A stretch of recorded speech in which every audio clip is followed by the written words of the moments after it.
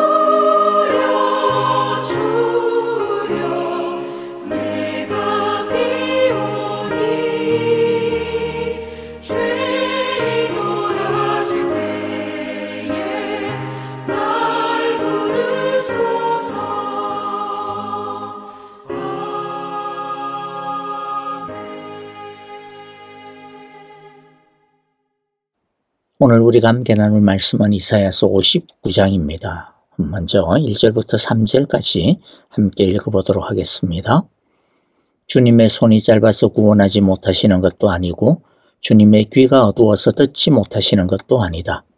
오직 너희 죄악이 너희와 너희의 하나님 사이를 갈라놓았고 너희의 죄 때문에 주님께서 너희에게서 얼굴을 돌리셔서 너희의 말을 듣지 않으실 뿐이다. 너희의 손이 피로 더러워졌으며 너희의 손가락이 죄악으로 더러워졌고 너희의 입술이 거짓말을 하며 너희의 혀가 악독한 말을 하기 때문이다. 아멘. 하나님은 어느 때나 한결같이 우리에게 은혜와 사랑을 주시기를 원하십니다. 그런데 하나님이 원하시는 만큼 우리는 하나님의 은혜와 사랑을 누리지 못하고 있는 것이 현실이기도 합니다. 그것은 하나님과 우리 사이를 가로막는 장애물이기 때문입니다. 그러므로 우리가 하나님을 열심히 찾는 것도 중요하고 많이 구하는 것도 중요하지만 혹시라도 하나님과 우리 사이를 가로막고 있는 장애물은 없는지 항상 먼저 살펴보고 만일 있다면 빨리 치우는 것이 정말로 중요할 것입니다. 자, 이제 오늘 말씀을 함께 보겠는데요. 먼저 1절부터 4절을 보면 하나님의 은혜와 사랑을 가로막는 죄라는 쓰레기를 치워야 한다는 것을 보게 됩니다. 먼저 1절을 다시 읽어보면요. 주님의 손이 짧아서 구원하지 못하시는 것도 아니고 주님의 귀가 어두워서 듣지 못하시는 것도 아니다. 자, 이 구절을 보면 당시 이스라엘 백성들은 하나님에 대해 원망이 많았던 것 같습니다. 왜 우리가 이렇게 열심히 기도하고 금식하고 또 안식일도 그렇게 열정적으로 지키는데 왜 하나님은 가만히 계시느냐라고 하는 원망이죠. 주님의 손이 짧아진 것 아니냐, 주님의 귀가 어두워진 것 아니냐, 하나님이 우리에게서 얼굴을 돌리신 거 아니냐라고 하는 원망이었습니다. 그러니까 자기들은 열심히 잘하고 있는데 하나님이 지금 하나님이 하셔야 하는 일을 안 하고 계시다라고 하나님 탓을 하고 있는 거죠. 하나님 때문에 자신들이 이러한 고난을 당하고 있다라는 겁니다.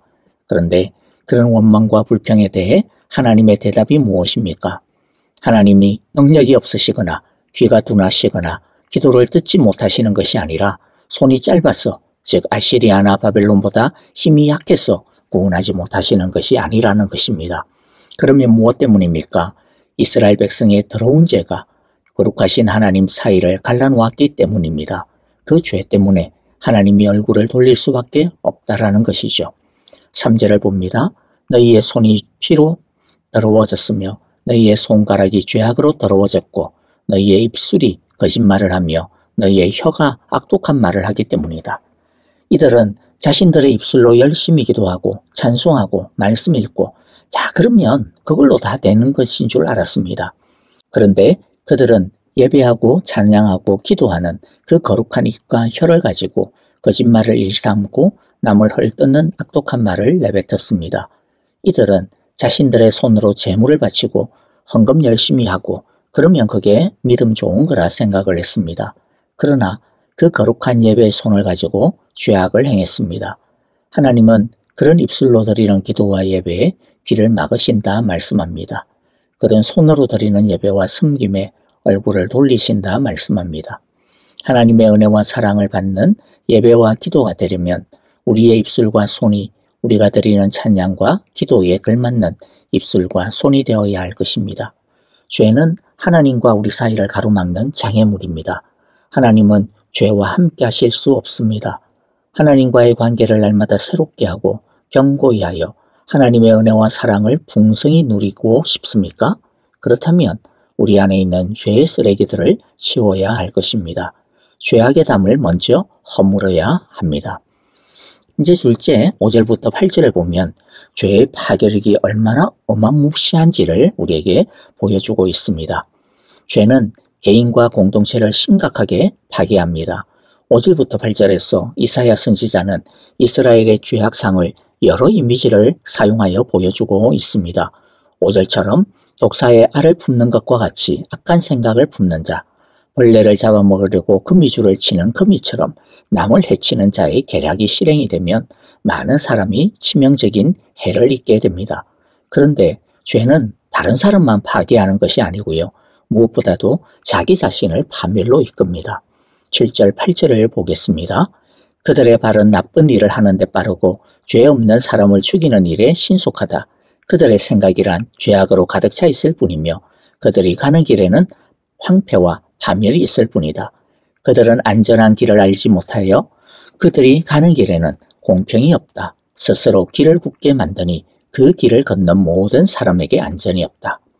죄를 생산하며 악을 내뿜는 사람은 일시적으로 잘 되는 것처럼 보일지는 모르지만은 결국에는 그들이 가는 길에는 황폐와 파멸이 있을 뿐이고 그들의 성공과 행복은 안전하지 못하고 모래성과 같다고 말씀합니다. 이처럼 죄는 우리의 영혼과 인격과 삶을 결국에는 피폐하게 만듭니다. 왜입니까? 하나님으로부터 오는 은혜의 빛, 생명의 빛, 사랑의 빛을 차단하기 때문입니다. 그러므로 죄에 대해 너무 극단적으로 두려워하는 것도 문제이지만은요, 반대로 죄를 너무 가볍게 여기는 것도 문제입니다. 어떤 사람은 우리는 이미 모든 과거의 죄, 현재의 죄, 미래의 죄까지 다 씻음받았는데 그러니까 이제 우리는 무슨 짓을 해도 어차피 천국 가는 거 아니야? 이러면서 죄를 대수롭지 않게 여기기까지 합니다. 물론 하나님은 우리의 연약함과 죄악에도 불구하고 한번 택하신 우리를 끝까지 붙들어 주시고 하나님의 품에 안아주십니다. 그런데 죄가 비록 하나님의 자녀라는 우리의 호적을 파낼 수는 없을지 모르지만은 죄는 하나님과 우리의 사랑의 관계를 파괴한다는 것을 우리가 이미 살펴보았습니다. 그래서 해결하지 못하는 죄에 계속 노출되고 또 빠져 있으면 우리 안에서 은혜가 사라지고 하나님의 사랑이 빠져나가고 기쁨과 평안이 없어지게 됩니다. 하나님의 자녀임에도 불구하고 자녀로서의 풍성한 삶을 누리지 못하고 마치 집을 떠난 당자와 같이 돼지우리를 자기 집으로 삼고 살아가게 되는 것이죠. 그러므로 우리는 이 죄의 심각성과 파괴력을 깨닫고 하나님의 은혜와 사랑과 사랑을 가로막는 죄가 떠오르고 기억나는 것이 있다면 우리 모두 그 즉시 그 죄에서 벗어나고 떠나야 할 것입니다. 자, 이제 세 번째 9절부터 15절을 통해서 죄에 대해 통절하게 애통하며 회개해야 한다라고 하는 것을 말씀하여 주고 있습니다. 이사야 선지자는 죄에 대한 하나님의 말씀을 듣고 자신의 민족을 품고 회개의 기도를 드립니다. 이스라엘 사람들은 하나님의 말씀에 대해 무지했고 자신들과는 상관없는 일이라고 귀를 닫았습니다. 말씀이 선포되었지만은 그 말씀에 제대로 반응하는 회개하는 사람이 없었다는 거죠. 이때 선지자 이사야는 이스라엘의 죄를 끌어안고 하나님 앞에 회개합니다. 이때까지 이사야 선지자는 이스라엘의 죄를 지적하고 드러내고 책망하는 대언자의 역할을 감당했지만은 그러나 지금 이 자리에서는 그는 이스라엘의 죄를 자신의 죄로 알고 통회하며 회개합니다. 그러므로 우리는 공동체의 연약함과 죄를 못 본 채 하면 안 됩니다. 그리고 지적하고 비판하기만 하면 안 됩니다. 오히려 끌어안고 기도해야 합니다. 자, 12절에 보면 이사야 선지자가 회개의 기도를 드리고 있습니다. 자, 이것을 통해서요, 우리도 어떻게 회개의 기도를 드리는 것이 올바른 것인지 알아보는 시간이 되기를 바랍니다. 12절 읽어보면요, 주님께서 지은 우리의 죄가 매우 많습니다. 우리의 죄가 우리를 고발합니다. 우리가 지은 죄를 우리가 발뺌할 수 없으며 우리의 죄를 우리가 잘 압니다. 이사야 선지자는 우리의 죄가 우리를 고발한다, 우리의 죄를 우리가 잘 안다라고 기도하고 있는데요. 참된 회개는 죄로 더러워진 우리 자신을 직시하는 것에서부터 우리의 상황을 정직하게 아는 것에서부터 시작이 된다는 겁니다. 그리고 이사야는 우리가 지은 죄를 우리가 발뺌할 수 없습니다 라고 기도하고 있습니다. 즉 죄를 숨기거나 축소하거나 합리화하거나 변명하지 않아야 된다는 겁니다. 있는 모습 그대로 진실하게 하나님 앞에 나아가는 것이 중요합니다. 우리가 감춘다고 해서, 숨긴다고 해서, 포장한다고 해서 하나님 앞에서 가려워질 수 없지 않습니까? 하나님은 우리의 모든 것을 아시기 때문이죠. 하나님은 우리의 중심을 이미 보고 계십니다. 그러므로 있는 모습 그대로 진실하게 드러내야 합니다. 그래야 제대로 치료받을 수 있고 새롭게 될 수 있습니다. 우리가 우리 자신의 죄뿐만 아니라 다른 사람의 죄, 공동체의 죄, 사회와 국가의 죄를 품고 하나님 앞에 토해낼 때 용서와 구원의 소망이 우리뿐만 아니라 우리 공동체 위에도 또 이 땅 가운데도 회복되어질 것입니다. 자, 마지막으로 네 번째 16절부터 21절을 통해서요, 하나님은 우리를 위하여 중보자 예수님을 보내어 주셨음을 보게 됩니다. 16절을 봅니다. 압박받는 사람을 도우려는 사람이 없음을 보시고 중재자가 없음을 보시고 주님께서는 놀라셨다. 주님께서는 직접 억압받는 사람들을 구원하시려고 반드시 공의를 이루시려고 당신의 능력을 친히 발휘하실 것이다. 인간은 모두가 죄인이기에 스스로를 구원할 수가 없습니다. 하나님은 인간의 무능력과 필적함을 보시고 안타까워하십니다. 그래서 하나님은 직접 우리를 구원하시고 하나님의 의를 이루시려고 일어나십니다. 그래서 17절, 18절을 보면요, 하나님은 이 땅에 죄가 찰 때마다 그 죄가 이 땅을 집어삼키지 못하도록 공의의 갑옷을 입으시고 구원의 투구를 쓰시고 응징의 속옷을 입으시고 열심의 겉옷을 입으시고 이 땅의 죄를 또 악을 심판하십니다. 그래서 이 땅이 지탱될 수 있게 하십니다. 그리고 무엇보다도 20절입니다. 우리 같이 읽어봅니다. 주님께서 시온의 속량자로 오시고 야곱의 자손 가운데서 죄를 회개한 사람들에게 오신다. 주님께서 하신 말씀이다. 하나님은 우리에게 속량자이신 예수님을 보내어 주시겠다 약속했습니다.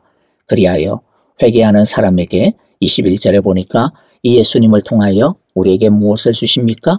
주의 영과 주의 말씀을 주시고 또 영원히 떠나지 않게 하신다 약속하십니다. 말씀을 마무리합니다. 죄는 하나님과 사랑의 관계를 가로막고 하나님의 자녀다움의 존귀함을 파괴합니다.